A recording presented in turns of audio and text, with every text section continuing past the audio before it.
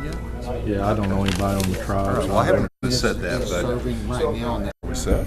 So it'll be about 10 minutes. Okay, we are going to call to order this regular meeting of the Miami City Council for Tuesday, January 27th, 2015. The second item on the agenda is public input and unscheduled personal appearances. Is there anyone in the audience that wants to address the council concerning any of the agenda items? Okay, we're going to move right on then to item number 3, which is a proposed Miami Public School bond presentation. Superintendent Robinson is here tonight, and she's going to talk to us about the proposed bond issue. Good evening, and thank you for giving us this opportunity to visit about this really exciting opportunity. And I'm going to say a few words. We have a little video we want to present to you, and Dr. Folks has some comments to make. But before we start, I want to recognize some of the people that are here with us tonight. Okay. We have 2 board members, Mr. Chuck McKibben and our board president, Dr. Mark Folks, and we have some people that are members of the steering committee, Judy Snodderly, John Lomax, and Rich Lillard, and so we appreciate them being here. So, first off, I want to talk a little bit just about this journey that we have been on and kind of how we got to this point. This journey started probably about 4 years ago in a very traditional manner when we were looking at our facilities. And as many of you know, our facilities are aged. And so that's something that we knew that we had to deal with. Then eventually we started looking at things in a little different manner, and that was this age of accountability with the A through F grading, as well as the financial situation that schools are in. We all know that our state went through a deep recession where education was cut, and we've never really regained the ground that we lost. And so what we did was we started asking the question, how do we improve education in Miami, Oklahoma? What do we need to do to ensure that our students are receiving the very best education possible? And so one of our first steps there was to go to the educators, to go to the teachers and the principals and the people within the buildings and pose questions to them. The first question was, if education were at the ultimate state in Miami, Oklahoma, what would it look like? And resoundingly, from going across the district and talking to every site and giving input from all the teachers, resoundingly we heard we need to reconfigure our elementary schools. The quote neighborhood school concept that we have right now is very, very outdated. So then we go back and we talk some more about how do we become more efficient to be more effective. And we started again getting input, and it was again resoundingly, we've got to do something about our elementary schools. And so that's kind of the spot that we got to. We looked at many, many options, and Dr. Folks will talk about those a little bit, and as well as Scott Bruman, the architect. We looked at so many options. You know, we looked at using our existing elementaries and turning them into grade centers. We looked at a new high school, new middle school. And bottom line, what it came down to is, what is it that we can do that we can truly generate the revenue to support? Again, it goes back to money. And then in generating revenue, what do we do that's fiscally responsible? As all of you know, when you support projects, you have to look at how long these projects are and how much we end up spending in fees and interest and things. So what we want to do right now is we want to show you the plan that we are proposing to the voters of Miami.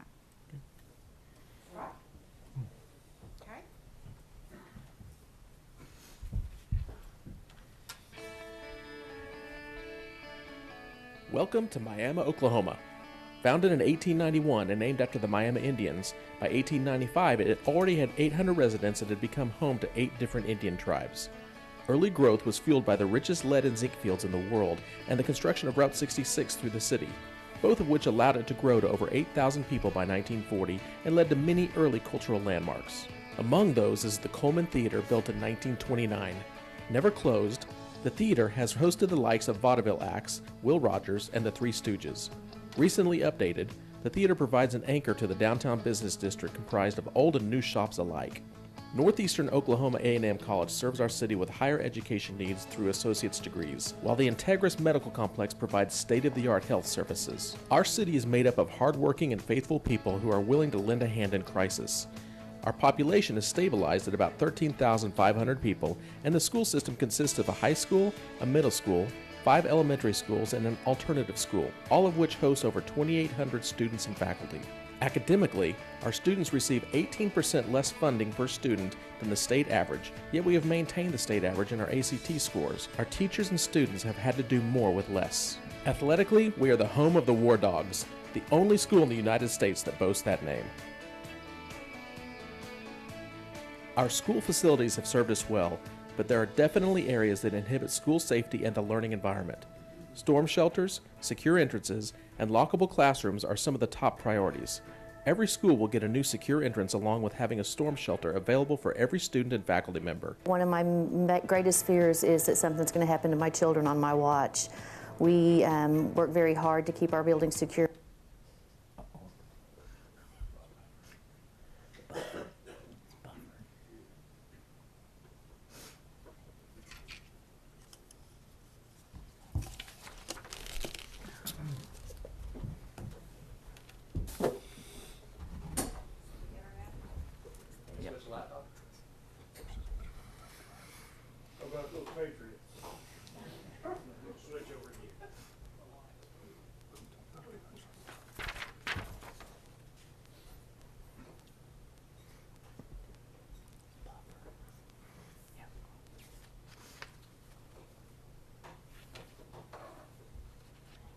Have served us well, but there are definitely areas that inhibit school safety and the learning environment.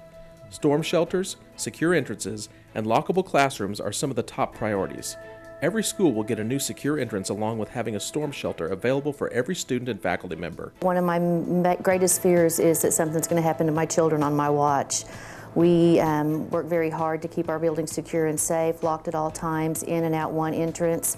And sometimes that's hard to do with as many entrances as you have in a building. Having people come in and out, a secured lock-through with a vestibule where they can be let in without being allowed into the building. My mind would be put to ease a lot more, and I know parents would be too, knowing that we had a safe room for their children to go to in case the unthinkable happens. I just believe that having this safe room, having this peace of mind, having this security is something that is going to not only bring more people to Miami Public Schools, but it's going to allow everybody to feel safer as a community. There's nothing that prohibits Miami from being another Moore, another Joplin, another Pitcher. This bond issue will provide safety for those children. There's no price that we could put as a community on that. We need to take every step we possibly can to ensure that our children are safe from not just nature, but from human nature as well. It is a myth that our elementary schools are neighborhood schools. In reality, close to half of the students do not live in the boundaries of their respective schools. Families are separated and learning is distracted with frequent transitions through the years. To better facilitate learning, we will be reconfiguring our 5 elementary schools into an upper and lower elementary campus. We will expand the Nichols building for a new 3rd through 5th grade center, while a new pre-K through 2nd grade lower elementary will be built directly north of Nichols, allowing for a full pre-K grade level for the first time in the district. Parking and drive lanes will be created to the east so that waiting parents can pick up and drop off their children with improved traffic flow. There are many benefits to reconfiguration, including better teacher collaboration, better facilities and curriculum opportunities for each student, unification of families, less travel and more efficient transportation, and large savings on operating costs. Every student will have access to a safe room, full-size gymnasium, state-of-the-art media centers, a modern cafeteria and kitchen, ample classrooms and specialty rooms, and ADA accessibility throughout. As a superintendent, there are 3 things that I want every employee in Miami Public Schools to be committed to. And number 1 is student learning. That's what we're here for. We're here for each and every student to learn to their potential. Collaboration, That's where we work together to make sure that each student is working to their potential. And the third one is continuous improvement. And what this bond issue does, as far as the reconfiguration, we're putting our teachers in a structure to be able to do that. One of the most exciting things is the addition of the pre-K classes. Right now our district has only the one pre-K class, so that's exciting, knowing that we're going to be able to add some more pre-K classes. The teachers really want to bring all these grade levels together just for the collaboration, and knowing that that's what they want, and knowing that those are the people that I entrust every day to educate my kid. If that's what they think's best, then who am I to vote no to that? So I'm excited for that. Having multiple fourth grade, fifth grade teachers in the same building, being able to bounce ideas off of one another, share materials, ask questions, that's huge. And as we look at 21st century learning and 21st century accountability, we've got to start teaching with 21st century methods. And I think our current configuration with the quote neighborhood schools really sets us up for a dated method of accountability and teaching. Through the past 5 years, there's a situation where we're finding that collaboration among teachers is very valuable. School-wide, I think we will be a much stronger unit if we can come together among all grade school teachers. The way we have our schools configured now is not what's best for parents. We had some students who moved into the district just 2 days ago with 4 kids, and they ended up in 2 different elementary schools because of the class sizes were full in that school, so they couldn't get all their kids into one school.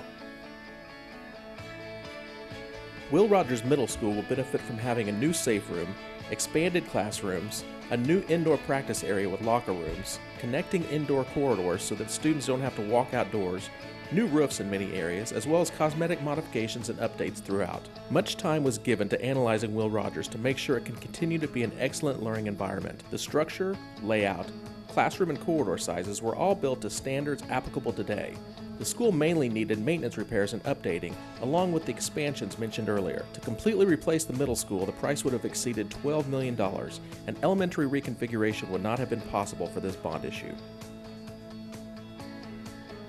One of our newest buildings, the high school, was built in 1969. It suffers from a lack of secure entrances, major roof problems, unsafe travel between buildings, and a dated media center. This bond will address all of these problems. New offices and a secure entrance will greet our students. An indoor connecting corridor between the main building, the MAC, and the Technology Center will be added. New sloped roofs will improve the facade, fix leaks and decay, and create energy efficiencies. The Media Center will be updated and modernized to today's standards. Miami is the 44th largest school in the state by overall student population, yet our valuation, our monetary worth, ranks us at number 73. What this means is that we have less money per student than other districts close to our size. 95% of schools in Oklahoma pay for building projects with bond issues. Their districts vote to raise the tax levy on property so that the schools can afford new and updated facilities. Unfortunately, Miami's tax levy has lagged behind other schools of similar size. Most of the top 100 schools in the state have bond millage rates between 25 and 35, while Miami has averaged between 5 and 10. For a school our size, that means that millions of dollars every year are not being spent on our facilities that other districts are using to improve their schools. This bond will change that. It will raise $22.7 million over the next 12 years. The majority of the money will go toward the reconfiguration of our elementary schools, with other amounts as shown. This bond proposes to raise our millage levy from 9 mills to 29 mills. That raises our total property taxes by 22%. It's only that large of a jump because we are starting so low relative to other schools in the state. So what does a 22% tax increase look like? The median property tax paid in Miami is currently $502. With this bond, that rate would increase to $612. This represents an increase of about $9 per month. For $9 a month, the average Miamian will pay for safe rooms, secure entrances, entire reconfiguration of pre-K through 5th grade through new and expanded buildings, and middle and high school improvements and expansion. Put another way, we can bring our district into the 21st century for less than 30 cents a day. The tax issue is the big issue, and I think for most people, that's going to be the big question. I think for For myself personally and my family, you know, we look at this tax increase totally different than any other tax increase. This tax increase, 100% of the revenue that's generated off of this tax increase will stay right here in Miami Public Schools. It's not going to go to Oklahoma City, it's not going to go to Washington, D.C. It will stay right here in Miami Public Schools, and it will go to benefit our community and benefit our kids. This bond issue allows me as a taxpayer to say, hey, I believe that students are the most important resource that we have. Being an old retiree on a fixed income, I still feel that I owe it to my community and those generations that will follow me to do my fair share. A better education, a sounder facility in which to educate, that's enough for me. I'm all for it. Everybody's got to look at their budget and decide if it's worth it to them. I looked at mine and it's worth it to me. It's basically the cost of eating out once a month. So that to me is worth it for my child's education and safety. When the board really looked hard at what we wanted to do for Miami Public Schools, we really settled on three main objectives. And the first objective was really, you know, to better the education for our kids. The second objective that we looked at was safe and secure entrances. The third point that we looked at was just our infrastructure, our aging infrastructure. You know, we've got some nice buildings in good locations, but they're aging and they're old.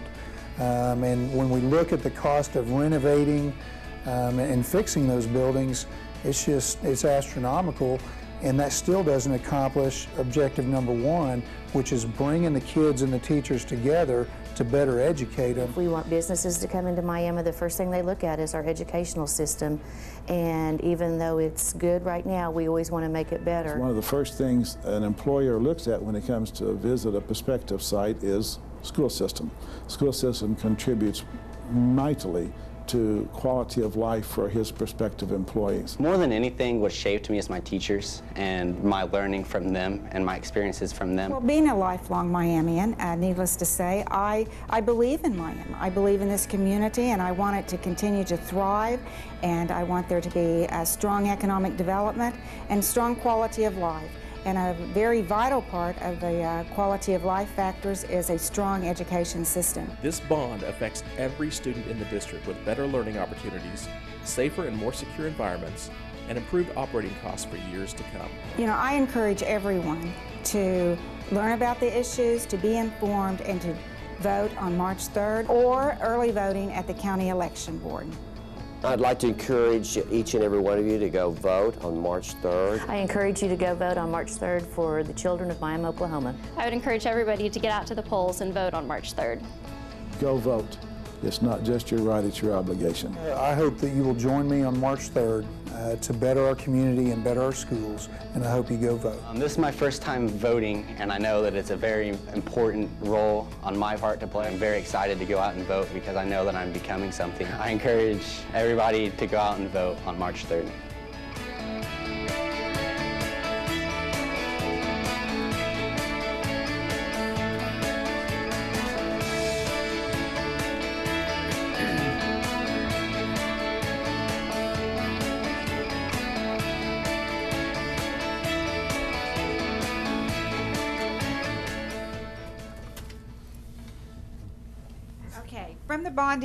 From the video, you can see that our major focus is safe and secure schools and improving learning for the students of Miami. And I talked to you a little bit before the video about how we got to this point. But one of the things that we want to talk about now is I'd like for Dr. Folks to talk to you a little bit about the board's involvement, because this is something that the Board of Education has been extremely involved in. And they've put a lot of time and effort and commitment into looking at all aspects. So, Mark? Sure. Thank you.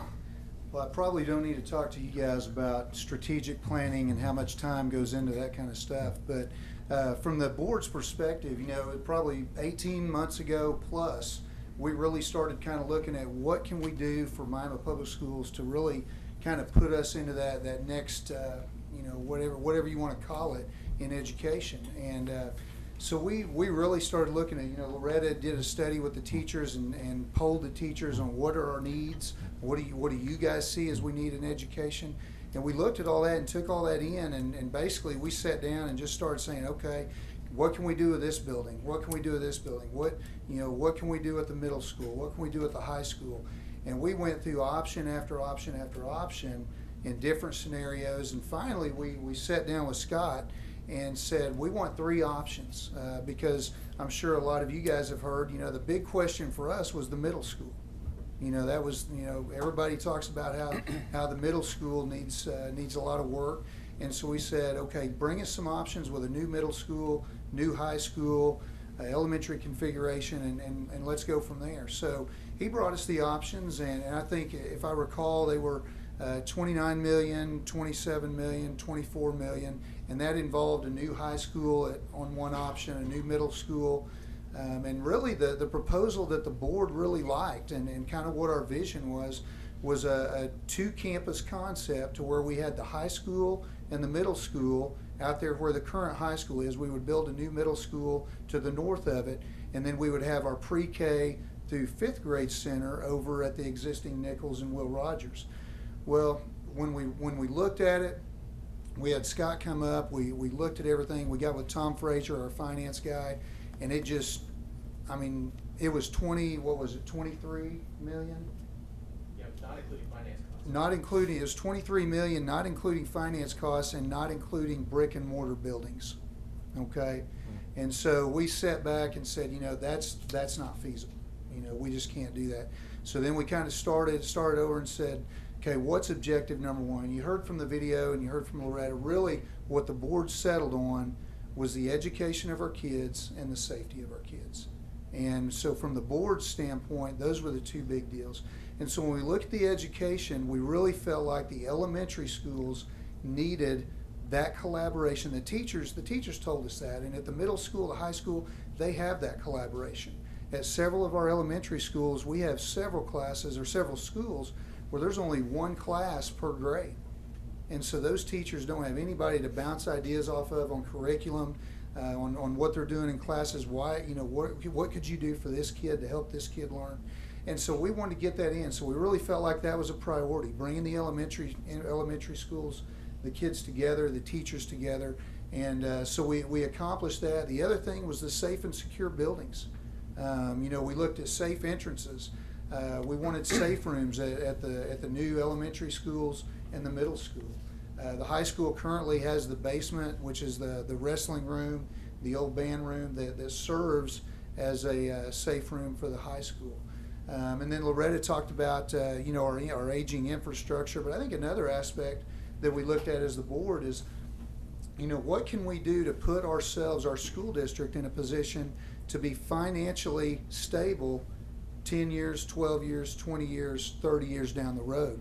And when we talk about getting that millage, and you know, a lot of people get confused on the millage, but you know, when we talk about this millage right here, we're talking about our sinking fund millage, and you guys are very familiar with that.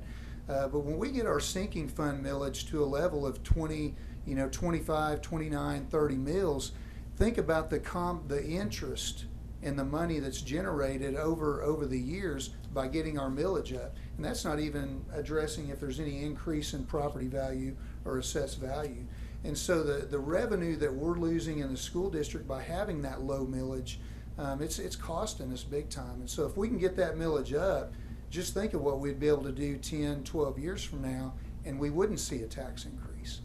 And we did a study that looked at school districts with the same daily membership that Miami has, about the same student population, and communities with similar assessed values. Okay, and I think one of them was Glenpool, one was Chickasha, and a lot of these, and yeah, we've got it right here.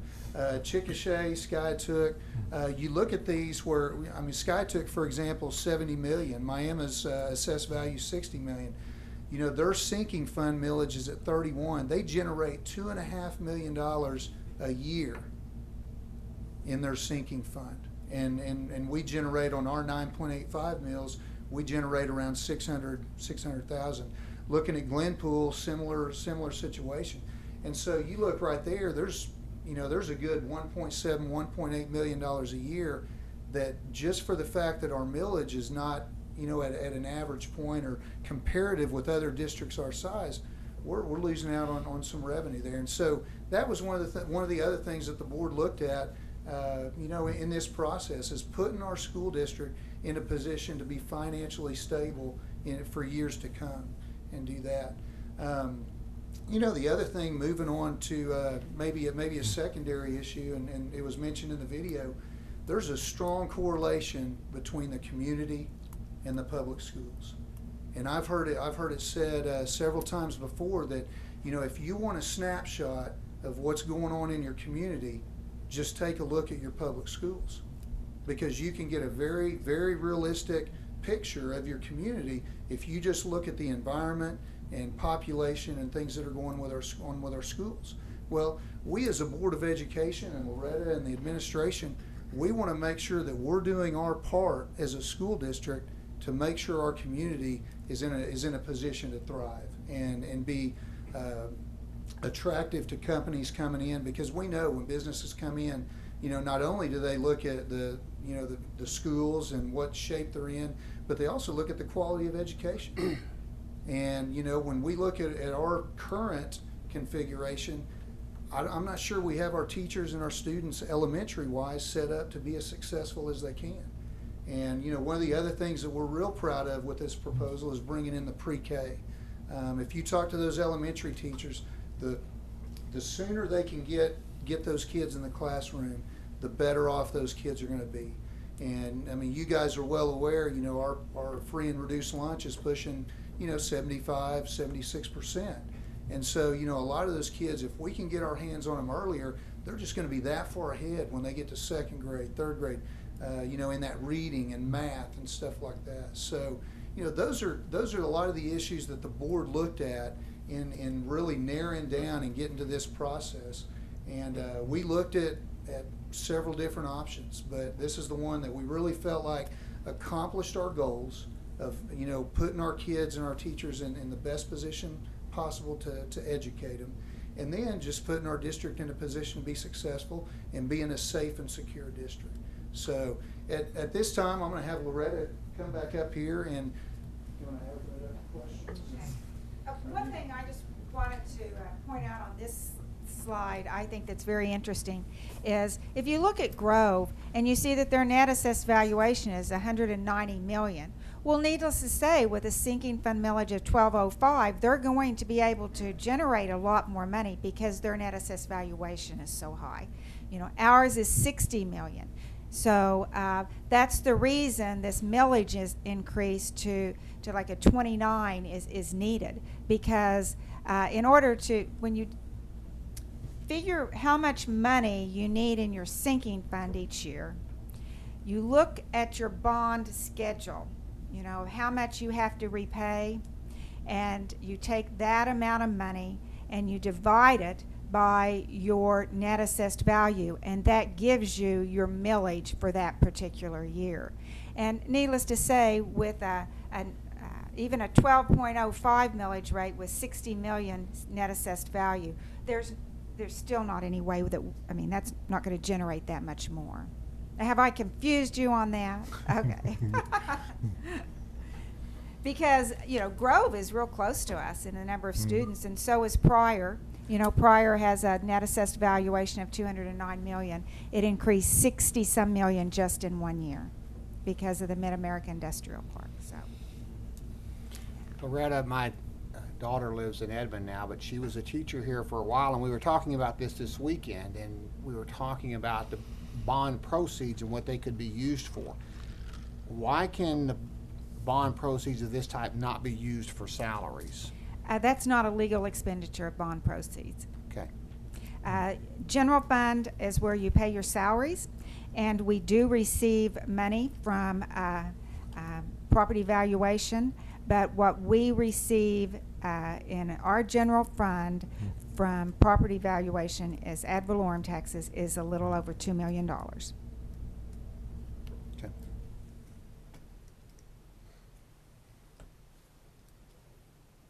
Surely you have some questions.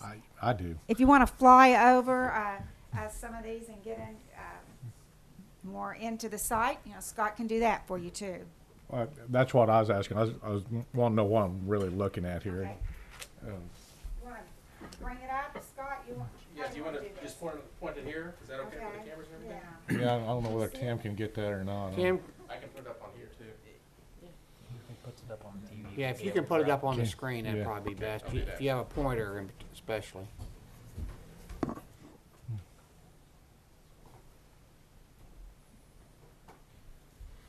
Okay.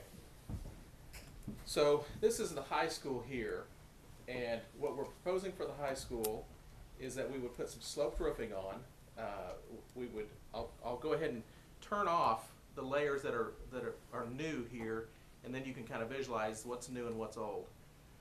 So I'll turn off new construction. That's the high school as is.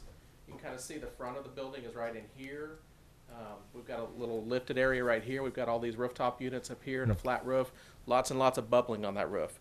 So as I turn on the additions, I'll kind of go back and forth a little bit so you can kind of see. Notice we're adding a corridor here on the front of the building, an enclosed corridor. It'll get the students around this media center and all the way to the MAC inside a building, inside a corridor, so they don't have to walk outside. Same thing with the technology center. As I scroll over a little bit, you can kind of see the same thing between the gym and the technology Can center. I stop you for just a second? Okay. The condensing units that are they now under roof? No, they're all being transferred to on top of that raised portion. So you see them right here. Okay. They're either being replaced and Votech, they covered theirs up, and then they use fans, which Yeah. works for them, but we don't have to. This is going to be much more efficient because we're going to be able to use the same ducting system and everything. Okay. And so they'll just go right into the side. There's kind of a parapet around this. They're screened. If I go lower, you can kind of see that you don't see them from the street. Here. And some of those units are 27 years old. Yeah. There's quite a bit that'll be replaced, but they're all being just relocated, but using the same ducting system that's already there. okay. So that's the high school. Let me kind of go over to the Nichols campus now. This kind of gives, this north is up on this. This is the middle school down here. This is this existing Nichols, and then the proposed new pre-K through second center with a shared double gymnasium and cafeteria and safe room in between the two. And when you say double gymnasium, what does that mean? It means 2 basketball courts. They can be used independently, simultaneously by 3rd through 5th and pre-K through second. Okay. And there can be a divider that's closed. So let's go to the middle school first. We'll save the reconfiguration for last. On the middle school, we're looking at several additions. We've got some classrooms we're adding for expansion. This is kind of the safe room and new classrooms and kind of a practice area, a sports practice, as well as bathrooms, dressing rooms, those types of things. We're enclosing all of these, the band classrooms and everything. We're enclosing a corridor that can connect all those. So once again, students don't have to walk outside at any of the campuses to go to curriculum buildings.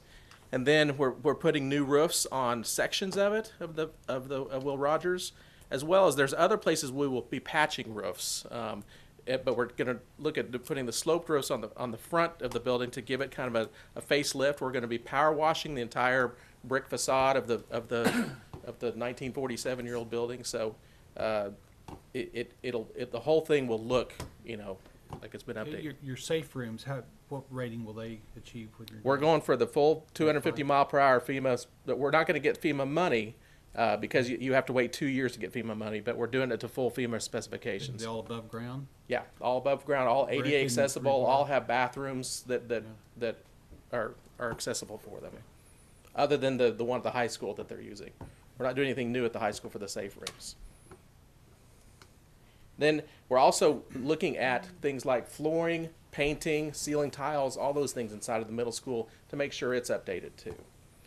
Then as we go to Nichols, the light gray portions show new roofs, show new areas that we're adding onto. So the dark gray is the existing Nichols footprint.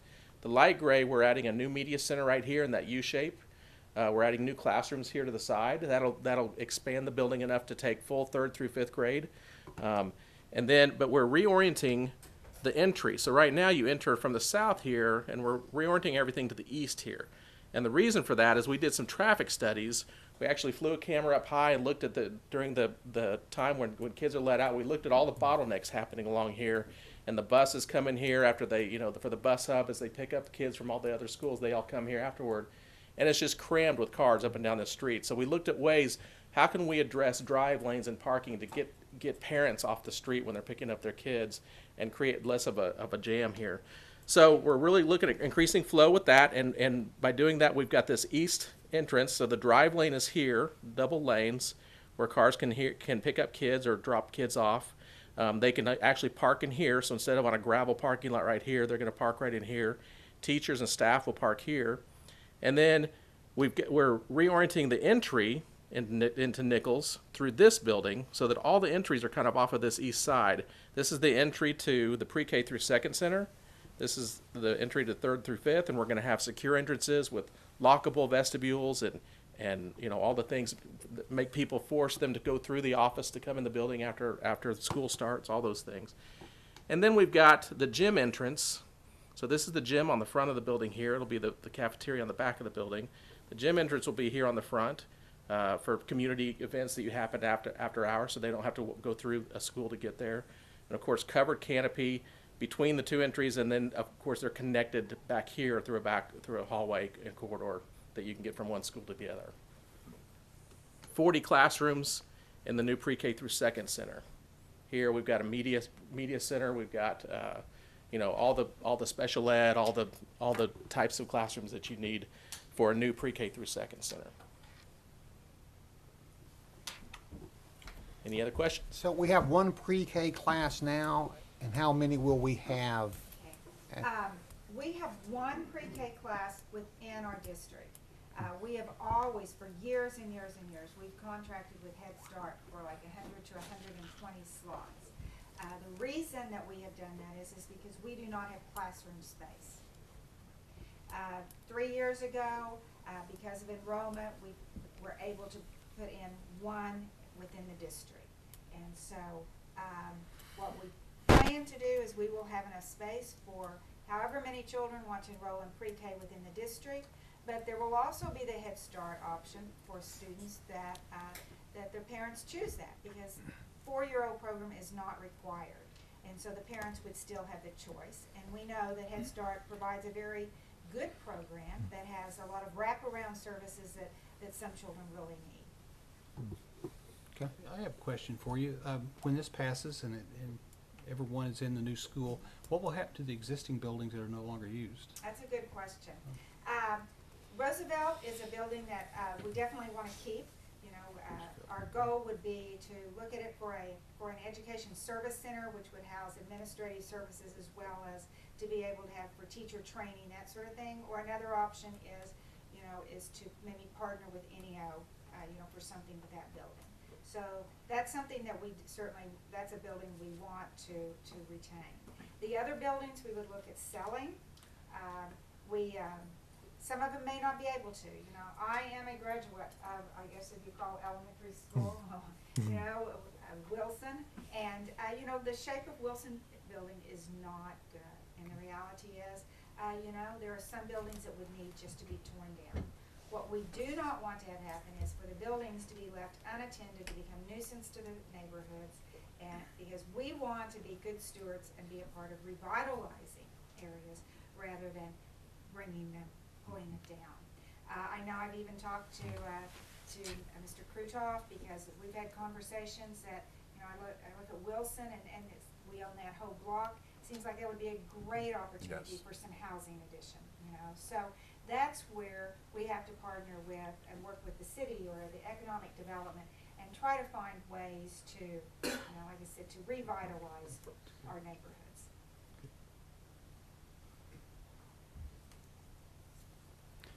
What sort of operating cost savings are you going to be able to realize? We did some pretty ballpark studies on just comparing older buildings like you have with newer buildings, what we're seeing with energy costs, with newer systems and materials and everything. And she gave us the operating costs for what you typically spend for each school, and we thought $100,000 a year was a conservative estimate of what we thought you could save with these additions that the bond's gonna bring to the table. And that would be in utilities. that Right. sort of thing. One question is, do we look at do we expect to reduce staff? And the answer there is we are not looking to reduce payroll. Anytime any position comes open, for the last 5-6 years, we always look at that position and say, do we need it as it is? Do we need it to be modified? You know, maybe we don't need it, maybe we can, you know, do something else, because we all know finances for school districts are not what we would like for them to be. But it is not a goal to reduce staff, or will we be looking at eliminating people, you know, people losing their jobs. You may reconfigure some positions depending on what the need is. Right. And we feel like that some of that we can handle through attrition. We have an educator shortage in the state, and so as far as certified positions, I don't see that that's going to be an issue at all. And even support personnel, you know, we have positions that come open all the time that we're looking for people. So.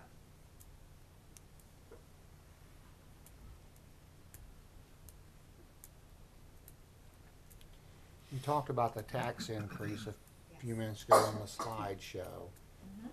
Can we go back to that slide? I don't know how easy that might be. Do I need to unplug this one?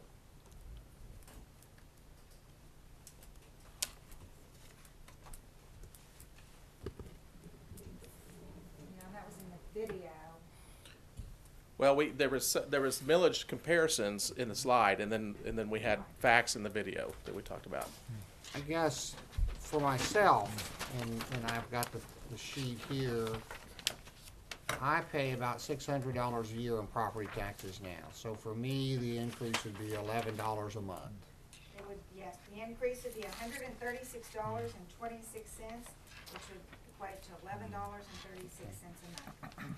And I think one of the key things that you said, Loretta, and Dr. Folks also, is this money's gonna go to this project, but if we can get our millage rate up and keep it up, then 12 years from now, I think it's a 12-year issue.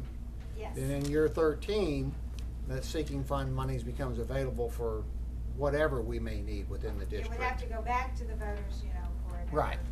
as you know, so. But at that point, we wouldn't be talking of the tax An increase. increase. Right. Because the millage is already there. So I think that's where we can put our district in that position to be sustainable. You know, if we're able to generate, you know, however many, $2 million a year in the sinking fund, it's a big difference between 600,000 when you're talking about buildings and things like that. So. I think the nostalgia of the neighborhood school concept is something that we still hang on to. 10 years ago, I know the district looked at a bond issue, and at the time they were looking at grade centers, and the initial effort didn't pass. And just so many people, I think, still believed the neighborhood school concept was viable. But as you pointed out, half the children now that go to a school aren't really in those district boundaries anyway. And when you have families that have 2 or 3 children in elementary schools that have to go to more than one school to take their children, drop them off in the morning or pick them up, it's just not in the best interest of the family. No, it isn't. And people would ask, so why don't you adhere to the boundaries? You know, like at the end of this year, maybe we need to move all these kids that moved in during the year to get them to others where they need to be. That's not educationally sound for children. You know, every one of those transitions of move is not good for children. So that's the reason we don't do that. You know, what we do at the end of the year is if parents want to ask for an in-district transfer, we try to get families together as best we can for the next year, but a lot of times that's not even possible. I think the other thing was the class size requirements weren't there 20 years ago. Right, that was prior to 1017. I'm sure there's some people in this room that remember 1017. Joe, any other questions? Dean, any comments? Well, one thing we're prepared to talk about too, because this has been discussed a few times, and I told Superintendent Robinson late December that I task our city engineer, our police chief, and our public works director to take a look at some of the traffic issues around, especially Will Rogers, even what exists today, and what will be existing when this comes into effect. And we have a few suggestions that we'd like to point out that we want to work with the school and work with you on some adjustments that we would like to make in some transportation in that area, so that when this is built, we'll also have a good flow of traffic for people dropping off and picking up their children. Chuck, are you going to be the spokesperson, or is George? Actually, George is going to. Okay, so if you don't mind, we'd like to just kind of give a highlight of what we have in mind. And as I indicated, this is something that is basically a work in progress. We'll be working with them as this develops and go from there.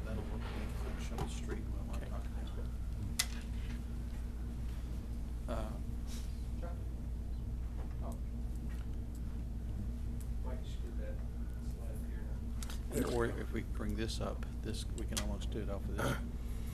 That'll work right there. Well, as Mr. Krutoff said, Chuck, myself, and Joe Walden were tasked with trying to look at what we would consider in terms of traffic flow. I think there were some water drainage issues also. I've spent quite a bit of time with the superintendent, both yesterday and today, and I've done some on-site visits too. I've spent some time out at Will Rogers currently, and I think the superintendent, I would agree that we have a traffic issue now. Is that correct? Just it's a difficult traffic issue now with egress and ingress, specifically onto E Street. When we looked at the new construction and what the concept would be in regards to the remodeling of Will Rogers and then the expansion of McKinley, which having then emerging all the schools into it, we also were looking at the issue of probably looking at 4 times the traffic in terms of faculty, staff, students, parents wanting to pick up. So one thing that we weren't sure of, and I think, and they discussed it tonight, was the size and the new construction concept of Nichols. The off-street parking off of E Street is going to be significantly large. Is that correct? In terms and kind of, I guess, opportunity I didn't get to have is that kind of plan for the increase of students, faculty, and teachers in parking. So that would, having said that, and having looked at the concepts, E Street will continue to be run north and south. It's 30 feet wide now, and then 14th Street, which we use as a bus hub, is 34 feet wide between E and G. So we don't anticipate in the future, once the construction of the facility is completed, although there might be some issues on 16th Street in terms of, Joe, I think we need to maybe look widening in or constructing 16th Street, because we anticipate additional traffic flow off of 16th coming south onto E Street. We think that the two-way traffic flow would be sufficient with signage, and so I'm comfortable with what I've seen tonight and what I've heard tonight in regards to where we will be a year and a half, 2 years from now, in the event that we're able to do this. But when I spoke with the superintendent recently, her immediate concerns are pressing in terms of what do we do about E Street now. And I understand also when speaking to you yesterday that you have a lot of parents, or a lot of people call. I guess they call her and they don't call me, so I guess that's, thank you very much, Loretta. I get enough phone calls as it is. Having said that, and if you allow me the opportunity to step to the screen, I'm going to discuss what we think we discussed quite briefly, and we talked about this yesterday. Is that currently this is E Street, G Street, 14th Street, VF Goodrich. And what we have here, and I called the superintendent today around noon, I said, we have a lot of cars parked right here, and they appear to be teachers' cars. And she agreed that they were, and that it's just an issue that they have a tendency to park here. Well, when the vehicles park here heading north, and then vehicles come along here and park and pick up their children, you literally only have one egress ingress lane, which is the center. In the afternoons, we take our school resource officer now and place him here, and he actually diverts traffic to the east onto 14th Street, because so many cars are pulling off of VF Goodrich and coming north. He refers to it as dead-ons, and because again, parents are focused on picking up their children, focused on a lot of other issues. They're not focused on traffic. In addition, when Loretta and I spoke yesterday, in the mornings the school buses do drop off on E Street for Will Rogers. And when you adding in the school buses and you're adding in the vehicles parked along here, and then in addition to that, egress and ingress traffic is going north and south, you have a traffic issue, and that's what we're dealing with now. We feel, again, we believe, based on the architectural concept, on the way the buildings are going to be located in the new construction, East Street can carry this traffic load along with 16th Street and 14th Street 2 years from now. We really, what I think, if I'm correct, or we wanted to discuss tonight quickly, what can we do right now, a short-term fix to help things at Will Rogers. My recommendation would be that from 14th Street to B.F. Goodrich, we make that one-way going south. And we have a lot of the parents come in from the north and come down this Swaney way, or a lot of parents will come across on 14th and come down. We first looked at maybe making it one way going north, but if that's the case, well then we have the student getting out on the passenger side, which defeats our purpose in terms of pedestrian safety. So we'd have a 30-foot wide street, and I spoke with Chuck Childs. What we would do would paint this curb line, west curb line, yellow. We're going to divide this into 3 traffic lanes. All 3 traffic lanes will be going south. The far west curb line traffic lane will be for the stopping, for the loading and unloading of passengers only, not permanent parking. We'll have to place no parking signs along here, and it impacts, this particular point impacts this house. This house is vacant. There's a structure here, and then there's a structure here. So actually it will impact four structures that are probably accustomed to having a 2-lane street here. Having said that, we feel like in terms of also, because we have a bigger problem, is that when we have parents that go north and park over here to pick up their children run across the street when we have parents coming south. So I really believe that when you think of the safety concept of what's the best for the pedestrian traffic, what's best for the traffic flow, this would be something that would be adequate to do, and it would probably enhance the current situation. And Superintendent was asking and wanted to know whether or not this would be something, possibility that City Council would consider. And then in addition to that, I think the arrangements that they will start in the morning, the buses will offload for Will Rogers on G Street, and then they will egress and ingress over to 14th. But we believe, and I've spent quite a bit of time out here, I've talked to the parents, I've talked to police officers, I've talked to school personnel. We really think in the interest of probably just having a safe egress, ingress for our students currently right now as it stands, because Will Rogers has a problem in terms of traffic congestion, that if we would consider making this a one-way street going to the south, it would enhance the safety of the student pickup and drop-off. So, Dean, is this something that the council will need to act on? Will you have something maybe to bring back to us next time? Absolutely. We're not asking for any action on this tonight. We just really wanted to talk about some of the concepts that we're looking at, and this would be something that we would be working very closely with the school about. But just, we do know that there are some discussions about this development, what effect will it have on traffic. We believe that with some of these adjustments, we can definitely handle the traffic that's being proposed as well. And both some of the congestion that's being talked about right now, and then also with the additional students there, with some of these changes, we'll be able to accommodate that as well. So we're very much partnering, and as you can see, it's just some adjustments in traffic direction that we're talking about. There probably will be some capital improvements, nothing heavy. We also have talked just briefly with the superintendent and also with our public works staff. At Will Rogers, there had been some puddling of rainwater. And we have already done some work right at East Street and B.F. Goodrich Boulevard, because some of our drainage areas had collapsed. So we've gotten those fixed as of right now. We're just waiting for our next rainstorm to see how well we've done.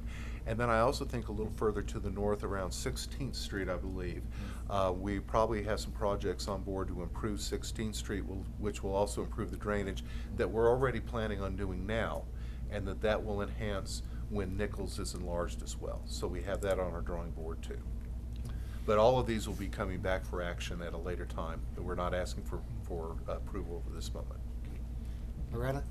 Well, we appreciate the city's help with this because, you know, the safety of the students is an utmost concern, and this has really been a bottleneck over by Will Rogers, and I think it would really help, and we really appreciate if you all would work with us What other on this. opportunities, Loretta, will the citizens have to get informed, become informed about this? If they didn't get enough tonight or they didn't get to hear everything? We are presenting at lots of organizations. Anyone that wants us to present, how small or how large, all they need to do is call, and we are more than happy to. We have events at all the schools. Right now, they're focusing on voter registration and just getting information out. During parent conference time, we will have the video and another opportunity for question and answers. And then we're also, one of the items on our agenda for the steering committee this week is to set some public forums in February. Do you have any pamphlets out? Yes, we in do. the businesses, or they can pick up? The boards, we have, I think, 8 of those that we're kind of moving around town for people to be able to see those. Our website, www.miami.k12.ok.us. There's a banner, and they can download and view the brochure, as well as the frequently asked questions and answers. And then, you know, anyone that has questions that they want to ask an individual, I know that any of the people in the steering committee is more than happy to visit with people, and so am I. Oh, and we also have a Facebook page, yes, for Miami Schools. And so for those techie people out there that like to do Facebook, that's definitely available. Thank you. Any other questions for Loretta? I think it's real important. I've had a number of parents talk to me about the safety over there on the one-way, and I like the idea of the one-way, even until we get everything else built. Okay. I would just like to, could I say one thing in conclusion? You know, I do feel like that this is about what we want for our community and what we want for the students of our community. And recently a colleague, I was telling him about this, he was a superintendent in another state, and he said, well, at the end of the day, you just hope that your community will want to think progressively and will support this issue. And I do think that that's very appropriate for this. We do want to be progressive. We want to be a thriving community, and we want to be a strong education system. So thank you for the opportunity to present to you, and please, if there's any questions you have later, give any of us a call. Thank you. Thank you. Thank you. Thank you, Dr. Folks. Thank you. We will be reminding everyone as the election approaches to be sure and go out and vote. Item number 4 is, speaking of comprehensive planning, comprehensive plan update as it relates to the city. Well, while we were having a study session, we thought we'd do a very quick update on the comprehensive plan and some of our next steps, and Chuck Childs is stepping up to take care of that. Superintendent Loretta mentioned good lead into this progressive and striving community. It's exactly what we're working on too with part of the comprehensive plan. So thank you for setting it up for me there. This comprehensive plan, as we've talked about, is a community plan, community input. We're looking for input from the community. One of the groups that will be part of this is the steering committee. At the next city council meeting, we've been working with the city council on developing a list of broad representation of the community from different people, maybe a list about 25 people to be on this committee during the next 12 months, to meet 4 or 5 times, to go over the plan, to have input on the plan. There's also going to be community focus groups. Again, every group, every person invited to participate will meet with some of the larger groups. There'll be public meetings, again, to formally obtain input from everybody. So just wanted to give you an update on that. Again, the next thing you'll see formally is at your next February meeting, a list for the steering committee of your formal adoption of that. And then later on in the month, we anticipate some meetings to start happening, getting that input. So I just wanted to give you a brief update, and if you had any questions, or if I could answer any concerns at this point in time.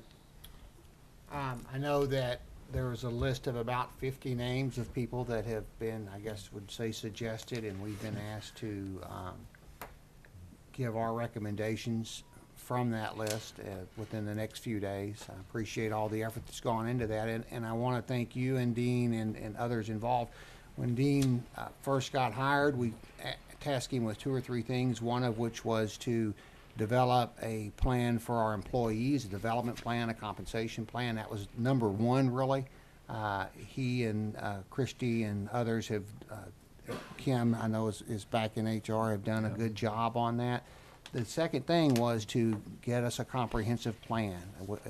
We haven't had one since the 60s. It may have been updated just a little bit in the 80s. And so this is a high priority for us, and we appreciate that after just 3 months on the job, we're making progress on it. Your Honor, I would like to also just point out one thing, that when you're talking about the list and people that we're talking about, we need the steering committee for focus, but we need participation from everybody. Exactly.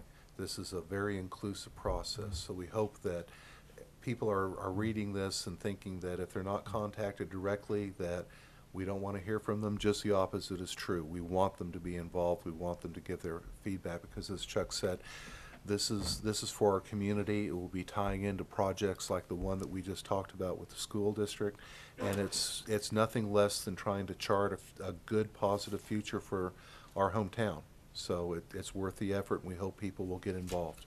So I think Dean's point is, if you're not one of those people on the steering committee, does not mean that there won't be plenty of other opportunities to provide input as we have community work sessions on the various topics. Precisely. So, okay.